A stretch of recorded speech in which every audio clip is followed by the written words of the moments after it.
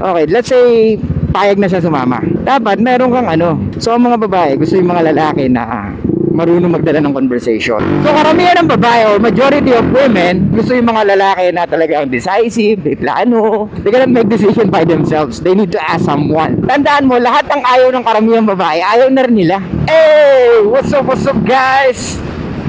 Ito po, si Suplado Moto. Okay, for today's vlog, mga ropa, pakipanood muna. So, bakit siya napili mo ipo? Based on his answer, kung ano daw gusto ko. Okay. I wanted a guy kasi na nakaplano na. Magte-take charge, ganun. Yes, who did the plan and everything. Ayun. You have any response to that?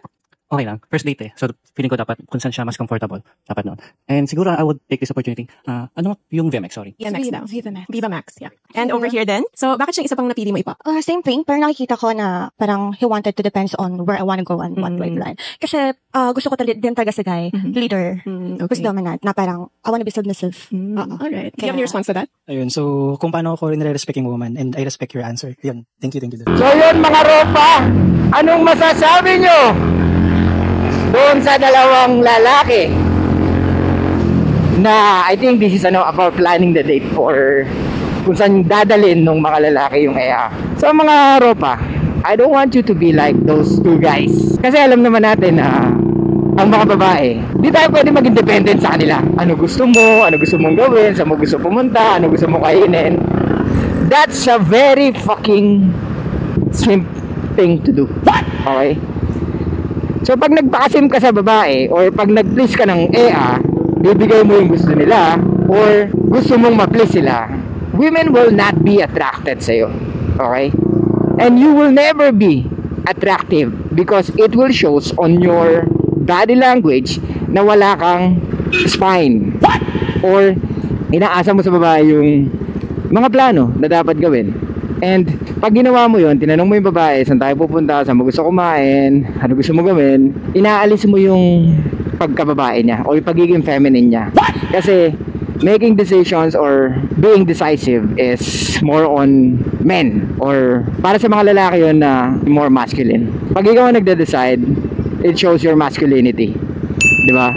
So kung tatanungin mo ang EA kung ano gusto niyang kainin, ano gusto niyang gawin, then you are putting her in the place na ayaw niya, which is yung pagiging masculine or yung siya yung masusunod sa mga dapat mong gawin or sa mga dapat niyong gawin. Kaya mga ropa, stop doing this bullshit na nilalagay niyo sa pedestal yung mga kababaihan or ang gusto niyo ma-please niyo sila or ang gusto niyo maging, kasi sabi nga na isa, di ba? Since first date naman, so gusto ko siya yung masunod. Puta, kagaguhan. Nakaka-cringe kasi ano ba to? It's fucking 2025 and still most of men have no idea kung ano yung dapat gawin sa first date.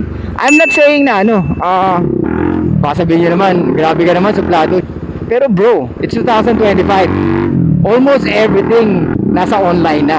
But anyway, mga ropa, ito yung sinasabi ko sa inyo na pag hindi nyo nilawakan yung pag-iisip nyo or pag hindi nyo ginamitan ang isip nyo yung pakikipag-date sa mga EA, ganito yung pwede nyong pahinatnan. Diba? Yung isa naman, sabi niya, I will still stick sa sinabi ko na I will respect women and I will respect her decision. Parang ganun, diba?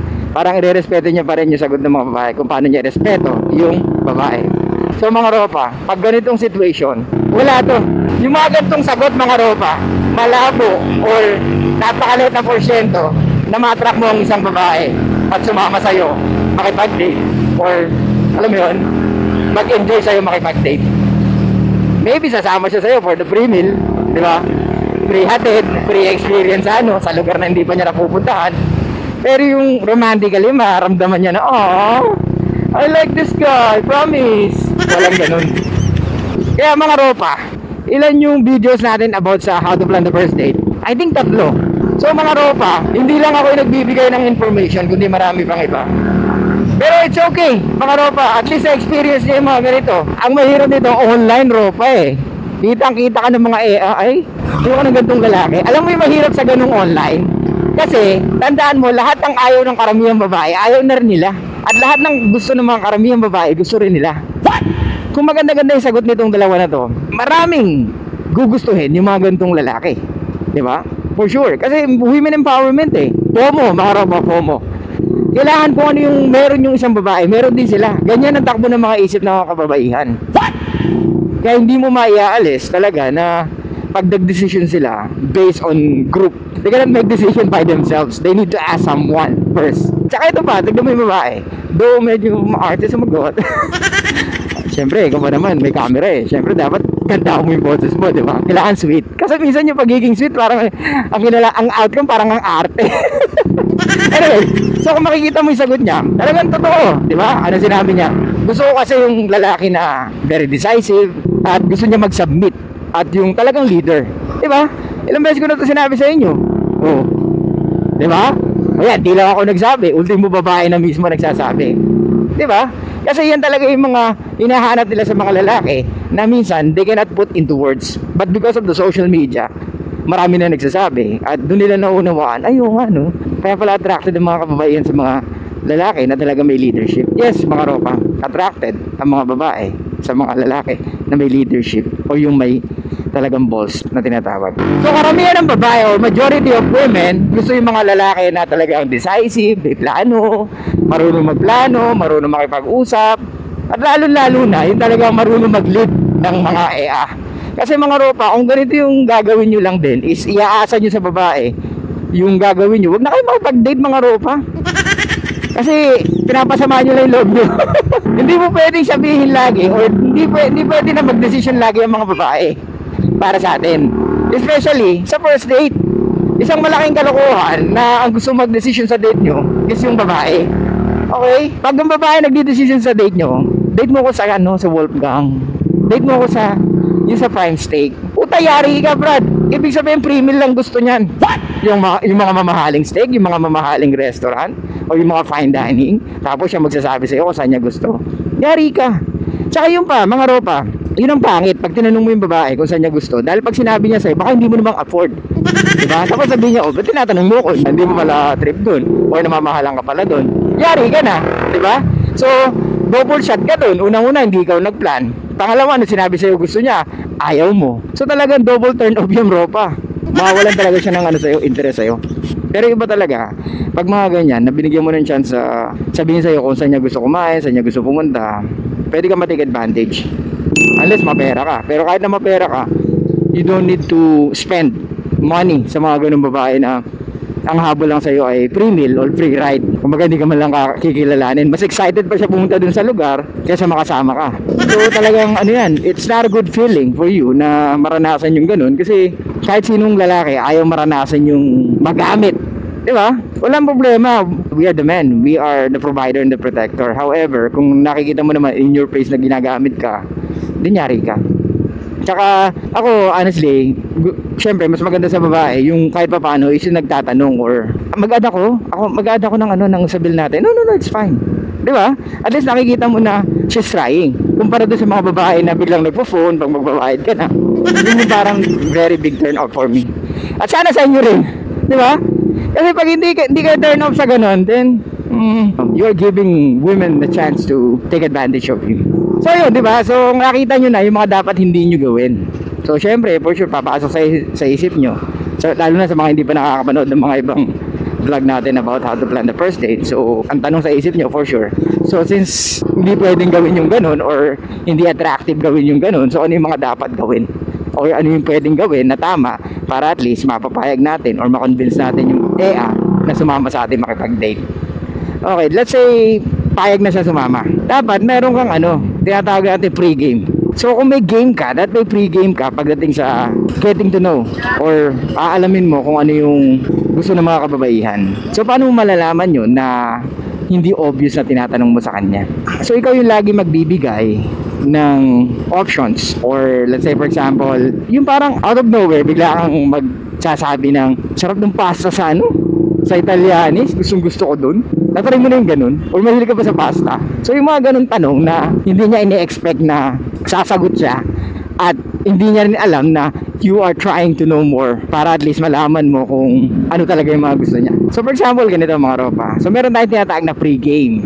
Okay? Siyempre may game ka na, di ba? So dapat pamanatan mo ng pre-game. So ang mga babae, gusto yung mga lalaki na marunong magdala ng conversation. So, paano mo madadala yung conversation kung hindi ka marunong magtanong o hindi ka marunong magkwento? So, you need to be a storyteller, di ba? So, hindi pwede na you just go with the flow. So, kumbaga, binabase mo sa mga sagot niya. So, hindi pwedeng ganun. Ikaw ang lalaki, ikaw ang gagawa ng conversation at ikaw magdadala ng conversation. Okay? So, yung mga tanong dapat karamihan sa iyo manggagaling at hindi sa kanya. Gets? Kasi, pag sa kanya nang gagaling, okay, ganito. Bakit ko sinasabi dapat sa lahat ng gagaling or karamihan ng tanong sa iyo manggagaling? Para i-qualify niya yung sarili niya. Ano ibig ko sabihin doon? Once na ikaw yung maraming tanong sa kanya, pwede niya i-qualify yung sarili niya na she's the best. Okay? Or pwede siya maging the best girlfriend. So, she qualifying herself sa mga bagay na pwede niyang gawin or yung mga bagay na ginagawa niya na or yung mga bagay na yung criteria na positive o yung may redeeming qualities o yung qualities niya na talagang alam niya na karamihang nagugustuhan ng mga kalalakihan. So, pwede niya i-share sa iyo yun. So, with your questions, doon na lalabas yung pwedeng malaman mo kung ano at saan siya mahilig. Okay, let's say for example, out of nowhere, bigla mo sinabi, grabe, nabusog ako. Kahit di ka busog. May binibenta yung tropa kong ugly olio. Na-try ko. Ang sarap. Grabe. Busog na busog ako. Mahilig ka ba sa pasta? O, yun na. So, you are asking her na without even knowing na umaamin na siya sa mga gusto niya o kung saan siya mahilig. Diba? Actually, yeah, mahilig ako sa pasta. Pero ang pinakagusto ko talaga is yung red sauce. So, hindi mo na kailangan tanong white sauce, red sauce. Pag sinabi niya ng red sauce, alam mo na. Ngayon, dyan na papasok yung game mo. Diba? May pre-game ka, may game ka. Oh, okay. Bakit naman red sauce? Ba't hindi white? Kasi pag white sauce, parang sumasakit yan ko eh. O so, ibig sabihin, may lactose intolerance siya. Pwedeng gano'n, diba? Sa mga cream. So, meron ka ng idea kung saan mo siya hindi dadalhin. Gets? At meron ka na ring idea kung saan mo siya dadalhin. Maliwanag? This is a simple example ng mga pwede ko i-share sa inyo. Pero gagawa tayo ng videos natin, ng content natin, na ilalagay natin for members only. Para ma-feel naman nila talaga na they are very exclusive. So, kung gusto nyo bang malaman yung mga ibang pre-game natin or yung mga ibang game natin to attract women, so doon natin ilalabas. Pero don't worry guys, may mga example pa rin tayo or mag-example pa rin tayo dito na mga pwede natin i-share sa inyo. Ulitin ko mga ropa, huwag kayong magiging kagaya ng dalawang lalaki. Kasi hindi talaga siya attractive sa mga kababaihan. Ikaw ang lalaki, ikaw magpaplano ng date. Okay? Women are attracted with guys na marunong makipag-usap, marunong magdala ng conversation, marunong magplano ng date. At higit sa lahat, yung talagang very masculine or yung talagang decisive or yung marunong magplano. Especially first date mga ropa, hindi pwede na bibigyan mo siya ng way or bibigyan mo siya ng chance to plan the date because pwede ka ma-take advantage pag siya yung pinag-plan mo ng date. And at the same time, pwedeng yung sabihin niya kung saan niya gusto kumain, baka hindi mo maibigay. Panoorin nyo natin dyan, how to plan the first date. Yan, pwede kayo makakuha ng idea dyan. Tsaka yung how to approach like suplado mo. No? So, nandyan din yung natin, kung paano tayo makipag-usap sa especially pag inaya natin ang date. Okay? Ano yung sinabi ko sa inyo? Women are using their imagination. So, dapat they can imagine or kailangan ma-imagine nila kung paano kanila kasama or kung paano kanila makakasama. Kasi nga, dahil sa mga kwento mo, kailangan marunong ka magpa-imagine kung ano yung feeling pagkasama kanila sa labas at kung ano yung pwede nilang ma-experience pagkasama kanila, especially sa date. Okay? So, yun lang guys, thank you so much. I'll see you guys next time. And bye-bye. Show love and peace out. Huwag.